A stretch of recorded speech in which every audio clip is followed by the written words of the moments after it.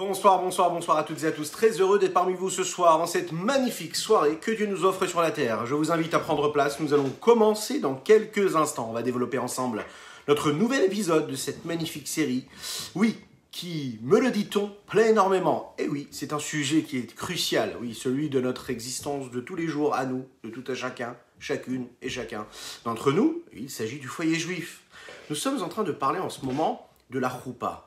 Et bien sûr, cela concerne chacun et chacune. Oui, même si on est déjà marié depuis plusieurs années, même si on prépare notre mariage, et surtout si on prépare notre mariage, à quoi nous devons penser sous la choupa? Ah oui, vaste programme.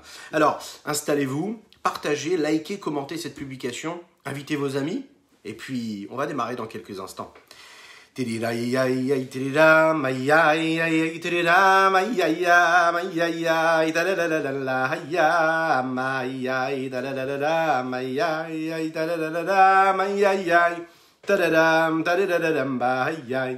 Hiya, my tirido, my ya, tirido, my ya, da da da, ya, da da la la, ya, tirido, my ya, tirido, tirido, mama, ya.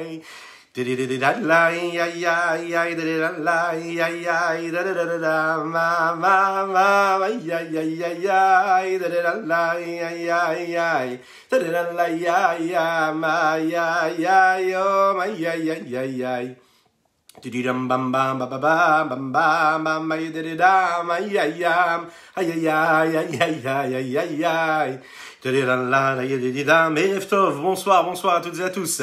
Aïe tididam la bonsoir Erev Tov. Prenez place, on va démarrer tout de suite. Aïe tididam la ay ay ay da da da da da ay ay. Hiya, my tirido, my ya, tirido, my ya, da da da, ya, da da da da, my tirido, my ya, tirido, tirido, ma, tirido la, ya, tirido la, ya, ma, ya, tirido la, ya, tirido la, da da da da. La la la la, my ya. Hiya, my do, my ya, da da da da, my ya, da da da da, ya, my ya, my ya, da da da la ya, ma. Hiya, my tirido, Erev Tov. Bonsoir à toutes et à tous. Très heureux d'être avec vous ce soir. On va démarrer dans quelques instants. Tididam ba bam ba ba bam bam bam ba da di da da da da ya da da da da ma ya da da da ma ya da da da da ma ya da da da da ya tidida la ya da da la ya ma ya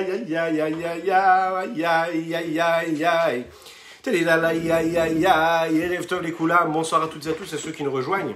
Alors sachez que je suis très heureux de vous retrouver en cette magnifique soirée. Et donc on va développer ensemble la suite des bénédictions sous la choupa. On est dans les Sheva Brachot, oui, en plein dedans. Le Khatan est rentré sous la choupa, accompagné de son cortège, mais également la Kala. La Kala aussi a fait son entrée sous la choupa, et puis tout le monde est là, on est là à attendre tranquillement que tout cela se passe. Le rabbin procède aux premières bénédictions, ce qu'on appelle les Hirusin. Nous avons développé ensemble dans les épisodes précédents l'échange de la bague, de l'anneau. Cet anneau-là que le mari, le khatan, va placer sur le doigt de la kala, lui prononcer cette phrase magnifique, cérémoniale. Arehat mekudeshetli betabahadzo, kedat Moshe Israël, tu m'es sanctifié. Selon la loi de Moshe d'Israël. Oui, vous l'avez déjà prononcé cette phrase, vous allez bientôt la prononcer, vous qui êtes messieurs, des futurs fiancés ou déjà fiancés, que Dieu vous envoie donc votre mazal si vous cherchez votre mazal, et que tous ces mots qui seront prononcés ce soir puissent accompagner également un grand mazal tov à tous ceux qui en ont besoin et qui pourraient encourager d'autres personnes à passer sous cette choupa-là. Ah oui, sous cette choupa. Oui, c'est facile de le dire. Oui, mais en fait, si on est déjà marié, est-ce que cela nous concerne également ? Eh bien, en effet, ça concerne chacune et chacun d'entre nous. Nous sommes sous cette choupa, nous le disons tous les soirs. Cette choupa, c'est ces quatre murs, ce toit-là. C'est le foyer juif, le foyer, cet édifice éternel que nous bâtissons, que nous construisons à chaque instant de notre vie. On construit ce foyer-là quand on est sous la choupa, véritablement, sous le dénuptial, avec la belle robe de mariée, la plus belle, avec le plus beau des costumes, avec le plus beau des chapeaux, s'il y a un chapeau, en tout cas la belle cravate, le beau nœud de papillon, mais surtout, on construit cet édifice éternel tous les jours, c'est-à-dire ce soir quand vous êtes rentré du travail, vous, madame, quand vous avez accueilli votre mari, ou quand vous aussi, vous êtes rentré du travail et que vous avez dû user de toute la patience nécessaire pour vous occuper et des enfants, mais aussi un visage harmonieux, souriant pour accueillir votre mari, qui lui aussi a besoin de cette affection, de cette attention toute particulière. Eh oui, oui, ces bénédictions que nous prononçons sous la roupa, le jour du mariage, sont là pour donner, nous l'avons dit, une vitalité, une joie, une source de lumière et de vie mais d'énergie, oui, d'énergie, qui permettront en fait à ce couple-là d'aller puiser cette énergie-là tous les jours de leur vie, à chaque moment de leur existence, pour puiser, pour avoir la patience qu'il faudra au moment où il faudra, la bénédiction au moment où il faudra. Oui, faire ce qu'il faudra comme il faudra au moment où il le faudra. Et cet édifice-là, il se construit à chaque moment. Donc, nous allons donc travailler aujourd'hui ensemble et approfondir cette bracha-là. La bracha de Samach et Samach Re'im Ha'ovim. Mais avant cela, la bracha de Sostasis, une très belle bracha.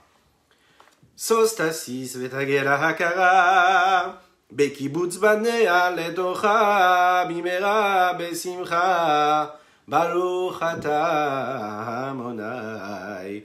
Mesameach Tzion bevanea. Oui, vous connaissez cette belle bénédiction. Sostasis vetagel hakara, qu'elle puisse être joyeuse. Elle va se réjouir et elle est déjà joyeuse. Qu'elle soit joyeuse. Qui ça? Cette hakara. Vous savez ce que c'est une hakara? Hakara, ben c'est un peu comme nos matriarches. Sarah, Rivka, Rachel. Oui, elles étaient hakara. Elles ne pouvaient pas avoir d'enfants. Bizarrement, on demande à cette hakara-là, à cette femme qui ne peut pas avoir d'enfant, de se réjouir. Pourquoi? Et juste après, vous allez le voir dans le verset, dans cette bénédiction-là, qui a priori est contradictoire, nous disons « Bekibutz banea ». Bekibutz banea, c'est-à-dire elle se réjouit parce qu'elle a réuni ses enfants. Puisqu'elle est stérile, comment est-ce qu'elle peut rassembler ses enfants?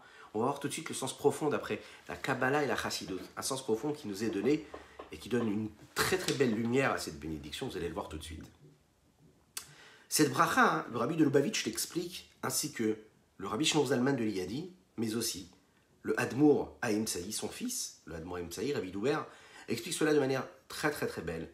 Et on nous explique que ce moment de la choupa, vous le savez, on pense beaucoup au Beth Amikdash, puisque l'édifice éternel qui est le foyer juif, c'est le symbole même, c'est la représentation précise et particulière du grand édifice éternel, celui que l'on connaît, c'est le Beth Amikdash, le temple. Nous avons donc tous ce petit Beth Amikdash en nous. Alors nous, bien sûr qu'on attend, on est impatient de retrouver le Beth Amikdash, le temple qui se trouve à Yerushalayim, qui sera Be'ezrat Hashem avec l'aide d'Hashem, et puis l'aide de chacune et chacun d'entre nous, reconstruit très rapidement. Et dans ce Beth Amikdash-là, le but c'est quoi? C'est de faire rayonner, de faire résider l'évidence même, le dévoilement de Dieu sur terre. Nous, dans notre petit Beth Amikdash, dans notre foyer juif, dans cet édifice éternel, nous allons justement tout faire pour faire briller, rayonner cette lumière. On ne va pas se concentrer sur ce qui est négatif dans notre couple. On ne va pas se concentrer sur ce qui est difficile. On va comprendre que ce qui est difficile, c'est en réalité ce qui nous donne le plus de mérite. Le plus de mérite. Cette bénédiction-là, elle parle de la Geoula Ha'amitit Ve'Shlema. Elle parle de la délivrance totale et finale. Pourquoi une délivrance? Il est expliqué comme ça dans la Chassidut que quand Mashiach arrivera, Yerushalayim se réjouira. On dansera, on chantera. Eh oui, même la tête vers le bas et les pieds vers le haut. On dansera. On dansera avec une joie phénoménale parce qu'en fait, tous les exilés se rassembleront. Iront tous dans cet endroit-là, dans le centre du monde qu'est Yerushalayim. Le peuple juif entier ira dans cette ville-là de Yerushalayim, cette ville sainte. Une ville sainte et pure, une belle vie. Alors, le lien qu'il y a entre cette bénédiction de la délivrance et la construction de Yerushalayim, eh bien vous savez, elle peut être réalisée par le couple et par les enfants. D'ailleurs, on profite pour souhaiter un très très grand Mazal Tov à un petit garçon qui s'appelle Zouché, qui aujourd'hui fête ses 11 ans. On lui souhaite un très très grand Mazal Tov et je compte sur vous, on lui souhaite une belle année de réussite, avec toutes les bénédictions qu'il faut. Dites-nous dans vos commentaires, amen, amen, on lui souhaite un beau Mazal Tov. Un beau Mazal Tov. Oui, voilà, ça c'est fait. Et puis, ce qu'il faut comprendre, c'est qu'au moment du mariage, on construit le foyer et on construit la suite, à savoir les enfants qui vont naître de ce foyer-là, qui eux vont en réalité nous permettre de vivre cette véritable délivrance totale, un véritable Mazal Tov, une véritable Géoula, c'est-à-dire une délivrance totale, finale, puisqu'il y aura la construction de ce Beth Amikdash à Yerushalayim. Et la véritable joie que l'on peut ressentir, c'est celle que l'on ressent quand il y aura Yerushalayim. Rashi explique, c'est la raison pour laquelle, en fait, il faut toujours se souvenir de Jérusalem. On va en parler, vous savez, vers la dernière étape. En fait, la dernière étape de la Choupa, c'est quand on brise le verre. Enfin, quand on brise le verre et qu'on se souvient de quoi? On se souvient de Yerushalayim. Et oui, parce qu'en effet, les Chachamim nous disent, on ne peut pas se réjouir totalement, viscéralement, quand on sait que Yerushalayim est encore détruit, n'est pas encore reconstruite. Donc, le sens de cette bénédiction, Sostasis Vetagel Akara, c'est justement, nous parlons de quoi? De quel rassemblement? Nous parlons de cette ville-là, de Yerushalayim, qui aujourd'hui est stérile. Elle est stérile parce qu'en fait, la délivrance totale et finale n'est pas encore arrivée. Donc elle est stérile de qui? De ses enfants. Et elle va se réjouir, cette femme stérile, cette ville stérile qui est Yerushalayim, lorsque tous ses enfants vont se réjouir et se réunir en elle. C'est donc à cela qu'il faut penser quand on fait cette bénédiction. Imaginez, vous êtes sous la choupa, que vous soyez les parents, la famille, les mariés eux-mêmes. Pensez à Yerushalayim, qui a besoin d'être reconstruite. Néanmoins, on a besoin de comprendre pourquoi est-ce que cette bracha-là est dite et prononcée au beau milieu des bénédictions qui concernent le mariage. Ok, on veut bien que la choupa c'est une joie et que dans une joie on doit se souvenir d'Yerushalayim. Mais pourquoi pendant les Sheva Brachot nous faisons référence à cette question-là, à savoir cette destruction de temple qui est censée être rétablie? On aurait pu tout simplement la prononcer après les autres brachot qui concernent le mariage proprement dit. En fait, on va le voir, cette bénédiction est là pour nous encourager, pour nous renforcer, pour nous donner de la force, oui, pour faire en sorte qu'on ait toujours les bonnes énergies, les bonnes ondes et les bonnes inspirations dans notre vie de couple de tous les jours. Comment?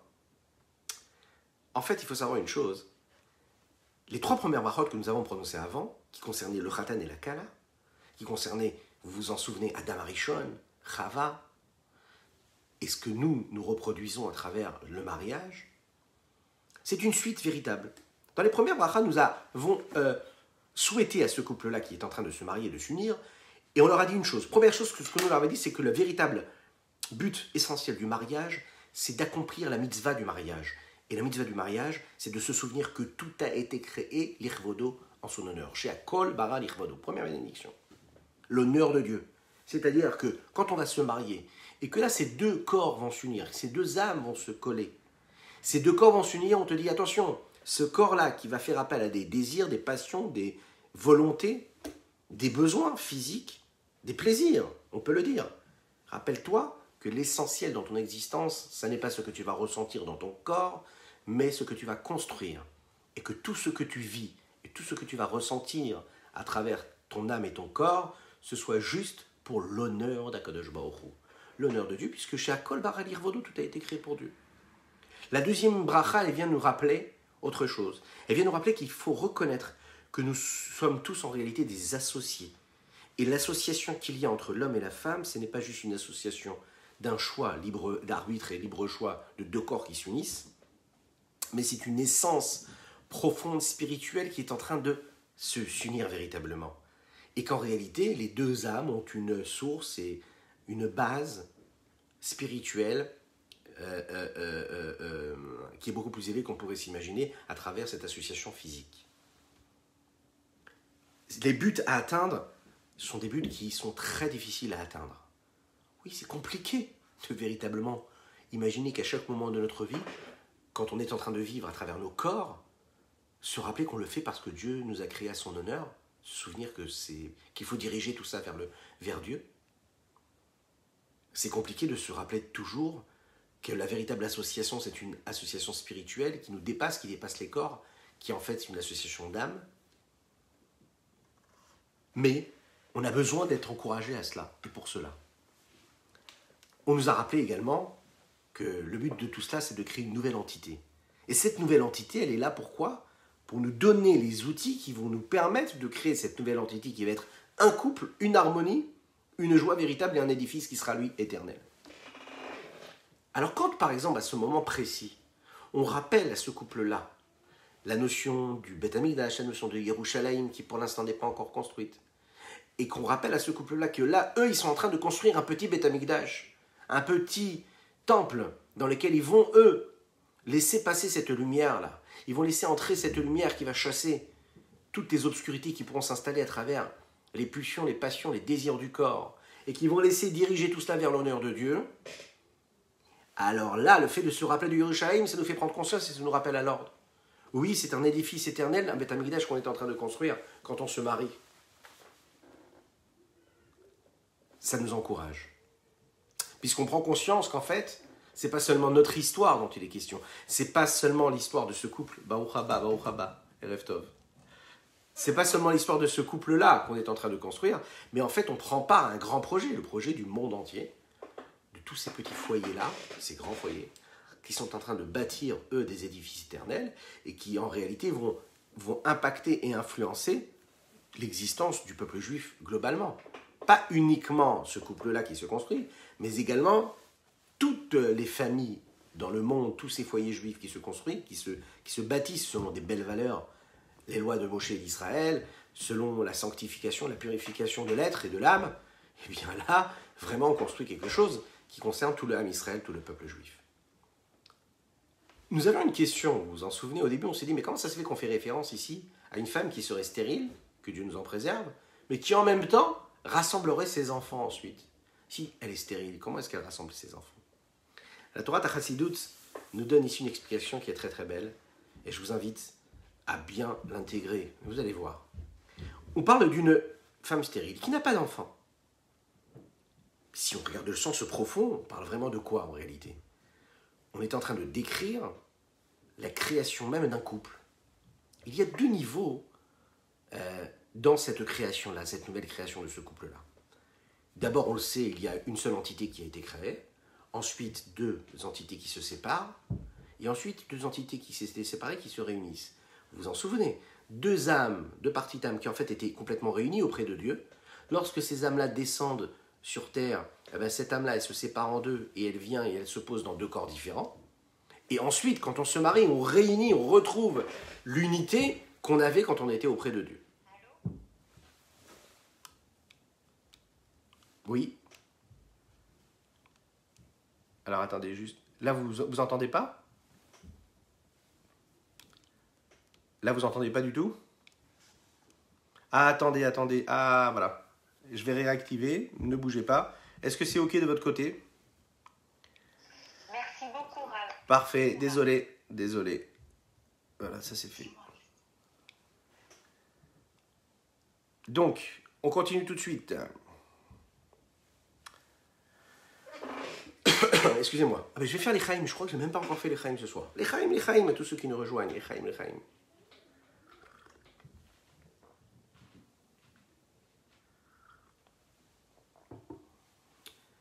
Il y a donc ces deux étapes. Alors, première étape, nous l'avons dit. Première étape, on est unis auprès d'Akadosh Baruch Hu. Ensuite, ces deux âmes-là, elles se réunissent. Et puis, quand elles se réunissent, cela va donner deux corps. Ces deux corps se séparent et au moment du mariage, se réunissent encore une fois. C'est la représentation de ce qui se passe avec la présence de Dieu. Vous connaissez le Shema Israël. Dans le Shema Israël, quand en réalité ces âmes-là sont très très proches du niveau de spiritualité de la référence même de Hashem Echad, Dieu est un, Dieu est unique. Dans cette unicité-là, il y a seulement une unicité et il n'y a pas de différence, il n'y a pas de particularité, il n'y a pas d'éparpillement. C'est une seule unité. Il n'y a pas de séparation, pas de définition. Ensuite, la deuxième étape, quand il y a la création, c'est que oui, on rentre dans la séparation. Deux êtres différents. Et là, donc, il y a comme une sensation et un ressenti d'éloignement face à l'unicité même de Dieu, puisqu'on se détache de cette unicité-là. Quand on est uni, eh bien, on représente l'unicité de Dieu. Quand on se sépare, même si ça fait partie du dessein de Dieu, du projet de Dieu, mais à ce moment-là, on se sépare, on s'éloigne quelque part de notre base, de notre unicité. Ok. Donc on vit ce détachement-là. Ces deux niveaux-là représentent en réalité ce qui est dit dans cette bracha-là. Première étape, la akara. Akara, c'est la stérilité. C'est en réalité, nous avons donc là un couple, une seule âme, qui n'a pas d'enfant. Mais pas dans le sens négatif. Il n'y a pas d'enfant parce qu'en fait, on est tout proche de Dieu. Et quand on est tout proche de Dieu, il n'y a pas besoin de couple, parce qu'on est déjà unis avec Dieu. Ensuite, l'étape d'après, c'est que il faut passer à la naissance, à la conception. Et tout ce qui va créer cette conception-là, cette gestation-là, ce couple-là qui va se former, eh ben, nous montre en réalité le sentiment quand même que l'on a d'un éloignement qui va être suivi par quoi? Par un rapprochement. Et on va le voir d'ailleurs dans le couple, et on a déjà développé ces sujets-là, dans la pureté familiale, qui à chaque fois va reproduire ce processus-là de l'âme qui se détache, et dans le couple, ça va être des corps qui vont s'éloigner, se détacher, pour à chaque fois retrouver cette union, cette unicité-là. Puisque rappelez-vous que dans le mariage ou en dehors du mariage, entre guillemets, le projet c'est toujours de retrouver l'unicité que l'on a avec Dieu. Le peuple juif avec Dieu, Dieu avec le peuple juif. Être un, unique.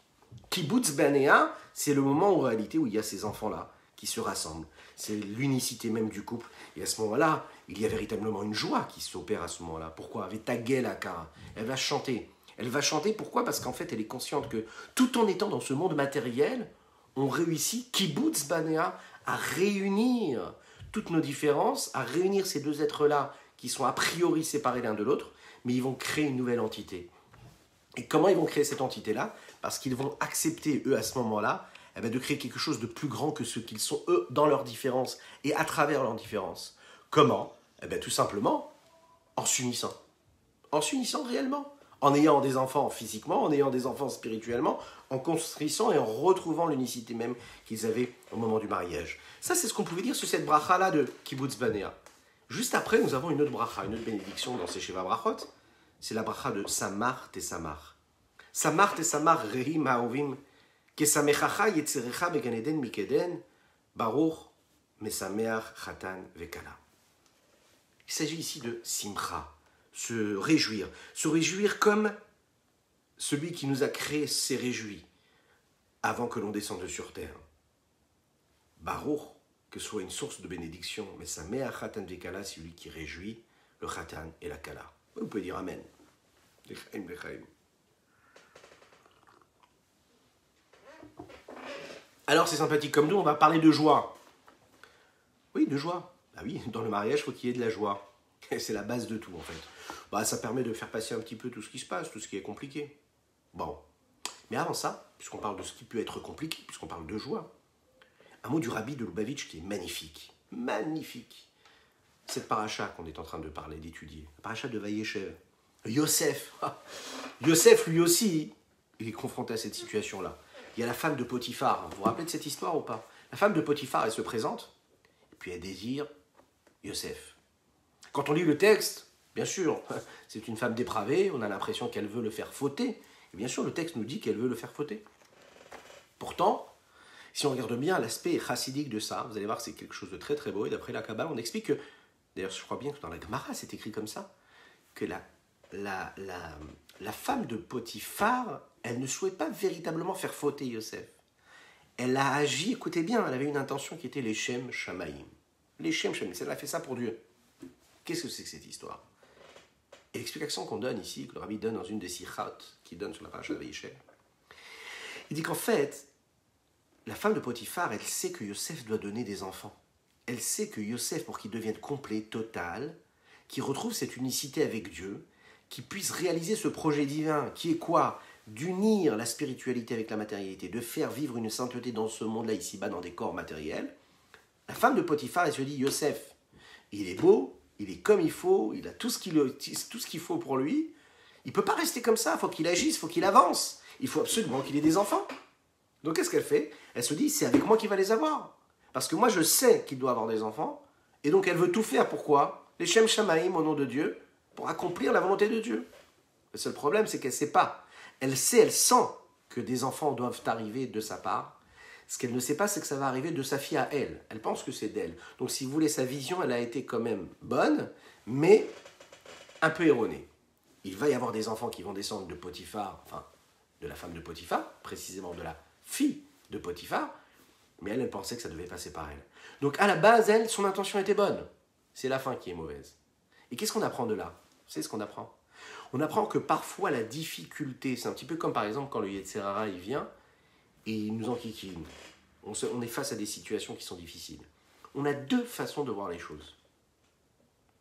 Première chose, première façon de voir, c'est de voir qu'en réalité on est tous conscients qu'on a un mauvais penchant, on nous l'a expliqué, on a une âme animale qui elle veut nous amener vers le négatif. D'un autre côté on a le positif qui s'impose à nous. Et puis on doit choisir. Donc on est face à un combat. Oui, c'est ce qu'on nous a souvent dit. Il y a une deuxième approche. Ce n'est pas seulement le combat qu'il faut voir. Il faut se dire que parfois, ce n'est pas le combat. Il faut être conscient que la difficulté, elle n'est pas là pour être combattue. Elle est là pour être dépassée. Et quelle est la différence? Lorsque je suis au combat et je vois un ennemi en face de moi, eh bien je suis tendu. Je suis tendu, je vais être triste, je vais être tendu, je vais être nerveux, parce que je sais que je suis au combat. Je dois le combattre, je dois le mettre à terre. Si j'ai une approche différente et je me dis non, je ne suis pas là pour le combattre, je suis là pour gagner le combat un petit peu contre moi-même. Je suis là pour me battre avec moi-même. Oui? Eh bien, qu'est-ce qui se passe? Je crois bien qu'il y a un des très grands boxeurs, petit aparté, qui avait l'habitude de dire ça. Il disait que quand il montait sur un ring, il n'allait pas combattre son concurrent, il faisait le combat contre lui-même. Et c'est vraiment ça, un juif racidique, c'est ça. C'est-à-dire que le rabbi nous explique que la deuxième option, c'est quoi? C'est de se dire que le mal qui se présente à moi, la difficulté qui se présente à moi, je m'en sers comme un tremplin. Pourquoi? Parce que pourquoi est-ce qu'il y a une difficulté? Parce que Dieu nous a créés avec un libre arbitre. Pourquoi il t'a donné le mauvais penchant qui veut te faire des choses négatives? Parce qu'il veut te donner le mérite de pouvoir choisir le bien. Donc quand tu vois quelque chose qui se présente à toi, un événement qui est compliqué, et qui fait appel à toi au combat, et que tu peux te réveiller et te dire « Ah là, c'est compliqué, il faut que j'aille au combat ». Je peux le voir de manière difficile, je me dis « Oui, je vais gagner le combat », mais pour moi, c'est quelque chose de difficile, je vais au combat, je vais me battre. Et parfois, comme le rabbi le dit avec ces mots très jolis, il dit « On peut faire ça aussi avec une adinout ». C'est quoi une adinout? Avec noblesse, avec élégance. Le même combat, on peut le mener avec élégance. Et donc, quand il y a une difficulté, quand il y a quelque chose de négatif qui se présente à moi, quand j'ai une volonté, chasvé shalom, négative, c'est-à-dire d'aller faire l'inverse de la volonté de Dieu qui se présente à moi, eh bien au lieu d'aller de prendre ça et d'y aller frontalement et de me dire je dois combattre le mal, je vais me dire non, pas du tout. Le mal s'est présenté à moi, le mauvais penchant veut me faire une bêtise, une erreur, eh bien je vais me dire que quand je ne fais pas cette erreur, je suis en train d'utiliser un surplus de vitalité en moi pour combattre cela. Et ce surplus de vitalité, je vais en faire quoi? Je vais le mettre sur l'autel de quoi? De la sainteté. Je prends ce surplus de vitalité et j'en fais quoi avec cette vitalité qui est en moi? Je la sanctifie, puisque pour pouvoir trouver de l'énergie pour combattre, j'ai besoin d'un surplus d'énergie normale. Donc je prends ce surplus d'énergie, ce surplus de vitalité, et qu'est-ce que je fais avec? Eh bien je le laisse se consumer dans le feu de la sainteté, puisque j'en fais quoi? De la vitalité qui va me permettre de combattre le mal, ou le négatif. Et donc là, à chaque fois que je suis confronté à quelque chose, à ce qui pourrait être un combat, je ne vais pas le voir comme un combat négatif, mais je vais le voir comme une occasion de prendre, d'utiliser cette énergie, cette vitalité qui va être nécessaire pour combattre, pour être transformé en sainteté. Et là, je vais me dire, mais génial, j'ai la possibilité, encore une fois, de rajouter de la sainteté. Et ça nous amène de la vraie simcha. C'est la raison pour laquelle, même quand on est confronté à des situations qui sont compliquées, puis on n'a pas peur. Pourquoi est-ce qu'on n'a pas peur? Parce qu'on se dit, justement, c'est encore une occasion de faire ce que j'ai à faire sur Terre. Parce que si Dieu voudrait que je ne sois pas confronté à des difficultés, j'aurais pas eu du tout de difficultés. Et je serais dans un monde où tout est beau, tout est rose, et tout est sain, et tout est pur. Non, je suis dans un monde où tout est compliqué, parce qu'on veut me donner le mérite, justement, d'utiliser le plus de transformation de la matière, d'élever le plus et transformer cette matière-là. C'est la raison pour laquelle la simcha qu'il y a le jour du mariage, elle est phénoménale. Parce que c'est à ce moment-là qu'on crée cette union-là, on est à l'apothéose même de ce grand projet divin, qui est de sanctifier la matière, d'unir des corps pour retrouver l'unicité de l'âme. La simcha, dont il est question dans cette beracha, c'est celle-ci, cette joie-là. Samar tesamar re'im aovim. La Chassidoute nous enseigne, et précisément le rabbi de Lubavitch, dans une de ses lettres, l'explique. Il dit que la simcha, elle a quelque chose de particulier. Vous savez pourquoi? Parce que la simcha, elle est poretzet geder. Poretzet geder, c'est-à-dire qu'elle brise toutes les barrières. Est-ce que vous avez déjà été dans un mariage? Très joli. Quand vous allez dans un mariage, vous allez vous rendre compte qu'on a l'habitude de former des ronds, on se prend tous les mains, hein? On se prend tous par la main, On se donne la main. Bon, c'est vrai que dans un temps de virus, c'est un peu compliqué. Mais bah, au Hachem, ça revient. Et donc tout le monde se tient par la main, on forme une ronde et on tourne, on tourne, on tourne, on tourne, on tourne. Et on danse, on chante, on danse et on saute avec les pieds. Et ce qui est très intéressant, c'est que dans cette ronde-là, vous allez voir, vous pouvez apercevoir, que vous allez donner la main à des personnes à qui vous n'aurez jamais donné la main. Parfois, on ne serre pas une personne, malheureusement, parce qu'on ne lui serre pas la main, parce qu'on n'a pas d'affinité, ou on ne la connaît pas. Parfois, on est dans un milieu social qui est totalement différent, c'est-à-dire qu'on ne va même pas dire bonsoir à une personne, puisqu'elle fait partie complètement d'une autre, voilà, une autre catégorie sociale. Au moment où on danse, il n'y a plus de différence. On est tous au même point. Vous avez le marié, vous avez la mariée, et puis tout le monde est autour en train de danser. Et là, on ne se pose pas de questions, la ronde est là, tout le monde est au même niveau. Il y a une forme d'humilité, de noblesse dans la danse autour du Khatan ou de la Kala. C'est que tout le monde est au même niveau. Vous avez un riche, vous avez un pauvre, vous avez quelqu'un d'important, quelqu'un de moins important, vous avez un grand rave et un homme très très simple. Et tout le monde va se donner la main, il n'y aura pas de hiérarchie. En tout cas, dans une vraie danse authentique de mariage. Pas celle où vous allez avoir des différences. Ça, s'il y a des différences, c'est mauvais, il ne faut pas rester. Prendre le Khatan et aller danser à côté. Non mais une vraie danse, c'est ça, c'est que tout le monde est au même niveau. Pourquoi? Parce que la simcha qui est véhiculée par cette danse-là, cette joie-là, justement, elle nous montre que ce que ça veut dire que quoi que pour être cette guédère. La simcha, elle brise les barrières. Elle brise les barrières. Il n'y a pas de différence entre toi et moi, on est tous les mêmes. Et puisqu'on est tous les mêmes, il n'y a pas de différence. Et donc la simcha est beaucoup plus grande. Qu'est-ce qui fait qu'il n'y a pas de joie dans la vie d'un homme? C'est quand les différences sont trop importantes.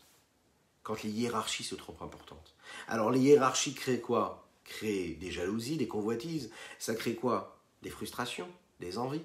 Oui. Tout ça, ça crée quoi? Ah ben l'inverse de quoi? Ah ben du sacré. Donc sacré, l'inverse du sacré. Les chaim.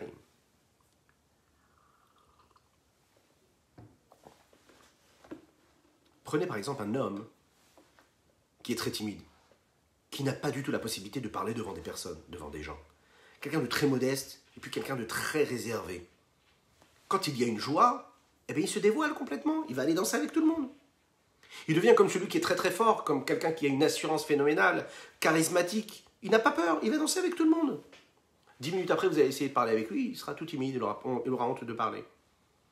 Vous avez d'autres personnes, par exemple, qui pourraient parler, au moment de danser, ils n'arrivent pas à danser. Voilà. Les contraires existent aussi. Vous allez voir quelqu'un, par exemple, qui est très patient, très doux, très attentif, très attentionné, mais plutôt réservé encore. Et au moment où il danse, il se met à sauter. Il se met à taper dans les mains, il chante, il saute. Il n'a aucun problème avec ça, même sans avoir fait les chaïm. Il se dévoile différent de ce qu'il est. On peut se dévoiler différent de ce que nous sommes. C'est un petit peu, vous savez, comme un roi qui est installé sur son trône céleste. Bien sûr, il est renfermé sur lui-même. Il n'y a personne qui vient le voir, parce que vous comprenez, personne ne peut déranger le roi. Mais il se retrouve quand même assez seul, ce roi-là, aussi puissant qu'il puisse être. Au moment de la joie, au moment où il invite, au moment où il se retrouve dans le centre-ville, au moment où il va fêter, par exemple, son élection ou sa réélection, au moment où le peuple sera avec lui, eh bien là, il va serrer la main à tout le monde. Là, toutes les barrières s'en vont, parce qu'il est tellement joyeux qu'il veut exprimer cette joie-là en étant avec le peuple. Sa condition première disparaît face à l'événement de joie véritable qu'il est en train de vivre. Bien plus que cela. On sait que, vous savez, malheureusement, des personnes qui se sont mal comportées, qui se retrouvent derrière les barreaux d'une prison. Quand, par exemple, il y a une joie véritable qui est vécue au niveau du roi, c'est connu comme ça. Qu'à l'époque, en tout cas, je ne sais pas si maintenant aussi c'est comme ça, mais à l'époque, oui, maintenant aussi, quand il y a une élection, le roi gracie, le président gracie, par exemple, des prisonniers. Et à l'époque, ça se voyait de beaucoup plus, où là, le roi laissait sortir tous les prisonniers le jour où il était élu. Pourquoi? Parce qu'il voulait prouver et montrer son amour, et puis l'affection, et puis tellement il était joyeux, donc toutes les barrières se brisent. C'est un moment particulier, donc la joie, elle est particulière. C'est ce qui est dit d'ailleurs dans Shmuel Hanavi, le roi David, lui, était avec toute sa puissance, il resplendissait de chants, de musiciens et d'instruments de musique, qui en réalité, à travers cette joie-là, il exprimait l'infinie bonté et la grâce et la miséricorde qu'il pouvait avoir pour tout le monde. La joie encore. La joie, elle a la capacité de changer la nature de l'homme. Elle change ses traits de caractère, sa façon d'être. Elle le transforme. Elle transforme sa nature d'une extrême à l'autre. Prenez une personne par exemple qui n'a pas de bonne valeur, qui n'a pas de bonne vertu, quelqu'un de mesquin. Parfois, vous avez une personne pour qui l'argent est plus important que ce qu'il est lui. Il est capable de donner sa vie pour gagner un peu plus d'argent. Mais malheureusement, il ne donne pas grand-chose à l'autre et à l'un. Quand il est dans un moment de joie, il n'est plus aussi mesquin et aussi radin. Il va vouloir partager, il va vouloir donner. Il est dans le partage parce qu'en fait, il est capable de donner à ce moment-là, même à celui qui n'aime pas. Pourquoi ? Parce que quand il est heureux, quand il est joyeux, il brise même les barrières qui sont en lui, c'est-à-dire ces chaînes, ces barrières, ces points d'ancrage qui font ce qu'il est aujourd'hui et sa façon d'être, disparaissent face à la joie qui s'installe en lui. Pourquoi ? Alors pourquoi, quand un homme est joyeux, il y a tout qui change ? Pourquoi ça brise toutes les barrières ? Pourquoi on est capable de changer véritablement ? La Chassidoute nous explique en fait, le monde est un assemblage, est composé de différents éléments et de différents niveaux. Le niveau spirituel, le niveau matériel, le niveau inférieur et le niveau superficiel et élevé, supérieur, pardon. Il y a ce qui est en haut, ce qui est en bas. Mais il y a aussi toutes ces graduations et ces différences de niveau et ces extrêmes-là dans l'âme de l'homme. Nous aussi, nous avons ces différences de monde. Nous avons la partie superficielle et la partie intérieure, la partie profonde et la partie extérieure. Nous avons le haut et le bas. Et en fonction en réalité de nos états d'esprit, de nos états d'âme, on va voir une différence réelle de ces émotions-là, de ces traits de caractère, de leurs expressions, de leur expression chez chacune et chacun d'entre nous. En fonction de ce que nous sommes, il va y avoir un dévoilement différent l'un de l'autre. Chacun en fonction de ce qu'il est. Prenez par exemple la joie. La joie véritable, c'est celle d'un mariage.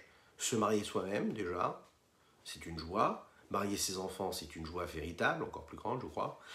Et puis, assister à une simcha d'une personne dont on est proche, c'est aussi une joie. Cette joie-là, en fait, elle rentre et elle nous permet d'introduire en nous un sentiment de joie véritable au plus profond de notre être, de ce que nous sommes. L'essence même de l'homme, l'essence même de l'âme se révèle, et elle se révèle bien plus forte, bien plus puissante, elle dépasse tous les niveaux et tous les traits de caractère que nous pouvons avoir. La simcha, elle a cette force-là, de tout briser. C'est ce que l'on appelle le niveau du etzem hanefesh, l'essence même de l'âme. L'essence même de l'âme qui est la source, qui est la racine de toutes les forces, de tous les potentiels qu'il y a chez l'homme, de toutes ses énergies. Quand il y a de la joie véritable, et quand cette joie-là, elle est vécue telle qu'elle est dans sa source première et dans son essence première, alors ça a la capacité d'influencer toutes les autres forces et toutes les capacités que nous avons dans notre être.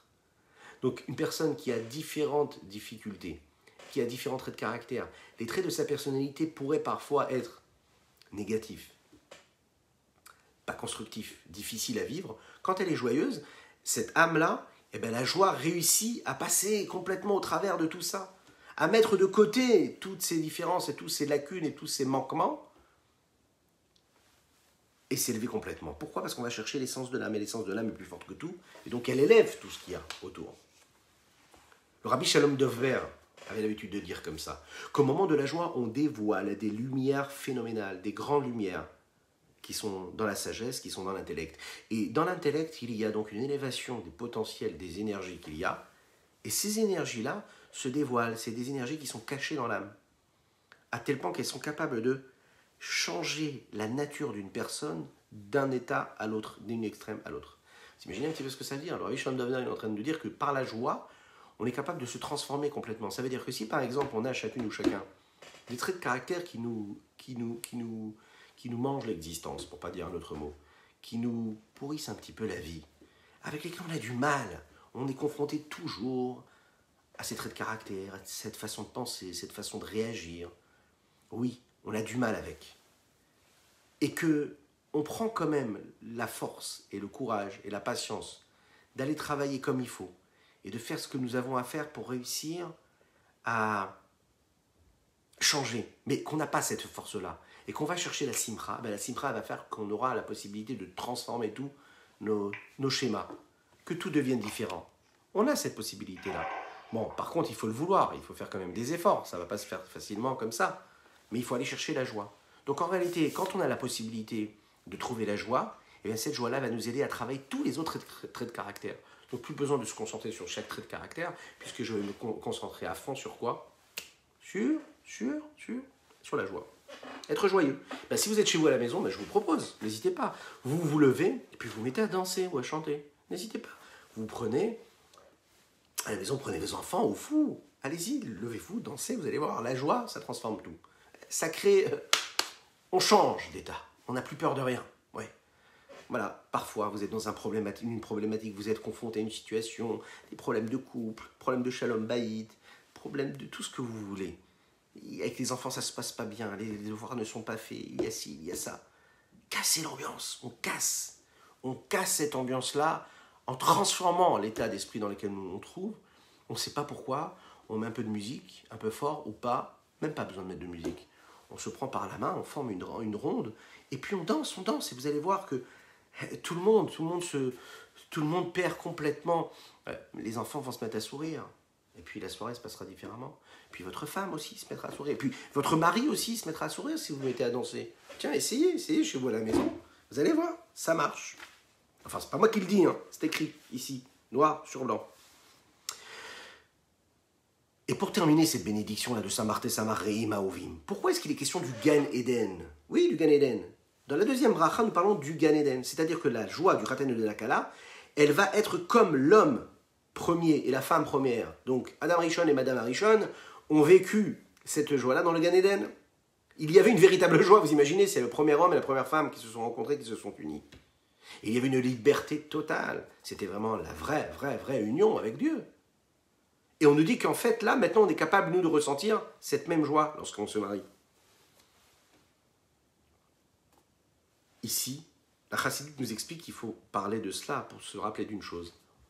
Le pardon que l'on peut avoir au moment de la choupa, on nous dit Mochlim la'em akol avonatehem, c'est-à-dire que le Khatan Yakala, quand il se marie, on pardonne en fait à ces mariés-là toutes leurs fautes. Pourquoi?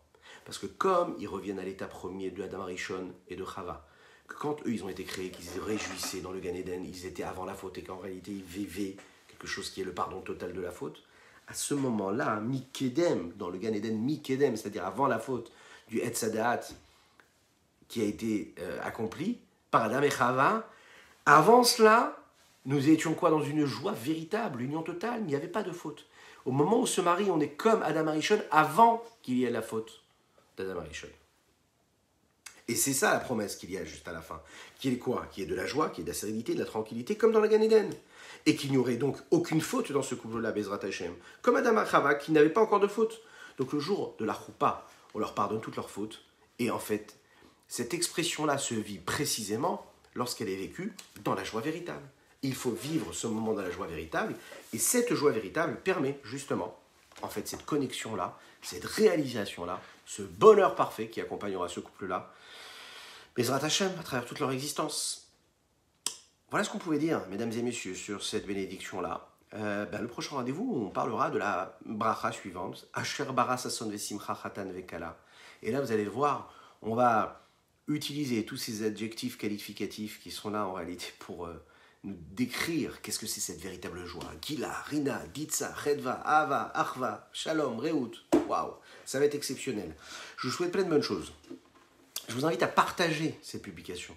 Partagez, likez, commentez, c'est important, vous êtes la réussite de ce rendez-vous. Que Dieu vous bénisse et qu'il vous protège.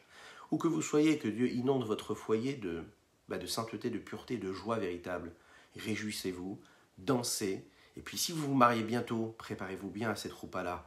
Pensez à ce qu'il faut, pensez à toutes ces choses-là, révisez ces cours-là, toute cette série-là. Si vous avez des connaissances qui se marient bientôt, offrez-leur cette série. Il n'y a pas grand-chose, c'est juste un petit lien à cliquer, à partager, vous allez voir. C'est extraordinaire. Que Dieu vous bénisse, plein de brachot. Et puis on va terminer avec une chanson qui concerne le mariage. Hashabara sason vesimcha chatan vekala. Hashabara sason vesimcha chatan vekala.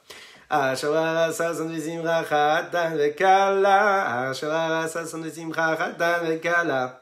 Gila, Rina, Ditsa, Vechedva, Ava, Veachva, Veshalom, Vereut. Gila, Rina, Ditsa, Vechedva, Ava, Veachva, Veshalom, Vereut. Asher bara sason vesimcha chatan vekala. Asher bara sason vesimcha chatan vekala. אשר ברא ששון לשמחה חתן וכלה, אשר ברא ששון לשמחה חתן וכלה, גילה רינה דיצה וחדווה ואחווה ושלום ורעות, גילה רינה דיצה וחדווה אהבה ואחווה ושלום ורעות. bonne soirée